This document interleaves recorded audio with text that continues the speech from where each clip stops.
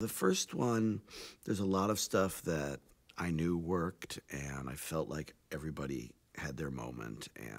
But there was also a lot of sort of a little reshaping just in terms of where scenes went, and the basic idea and the arc and the payoff was there. And in the second one, the job just got harder. It didn't get harder because, oh, I must recreate the first one. No, you know, everything that is set for you is good and bad. It's like, oh, I have all these restrictions, but I also have all these guidelines. I know these actors. I know how they play these parts. I know what their strengths are. I know what they're going to be looking for. But more importantly, you know, I know these characters. One of the things that James commented on, because James and I talked about it a lot, and James is very articulate, and he said, you know, I'm constantly referencing things either in a speech or emotionally that are not happening, that are not relevant. And he's like, and it really took me a second to incorporate that, and then I'm like, okay, that's the point. That's like he's doing math that emotionally that we don't see, and then suddenly he's angry about something, and then suddenly he's obsessed with something else because his mind is everywhere. And so James really embraced that. And you know, and the thing about James, he was my first and only choice.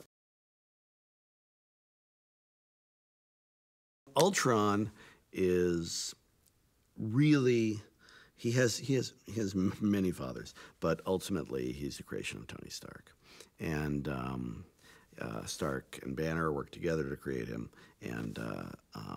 but Banner doesn't really get the cred because it's Tony's obsession, and the obsession is to solve the world. You know, he's seen it mess up. He's messed up himself so many times, and you know, he's gotten to a sort of higher ambition than he had before, which is just to make it better. He saw the alien army. He's like, that's not okay. He spent most of Iron Man 3 having anxiety attacks about it, and so he's got this obsession, which is to, you know, create a perfect peace. Cap and Tony start off fairly harmonious because they each sort of respect each other's place. Cap runs the team, Tony finances and designs everything, and they all have their own stuff going on the side. Usually the world's about to end somewhere else too, but their alliance, which is based on the idea that they recognize their differences and their different skill sets, is going to be put to the test. I have some of the best actors in film, period, and they're in my superhero movie, and it's bizarre to me, and yet they're bringing everything, and I'm grateful for it.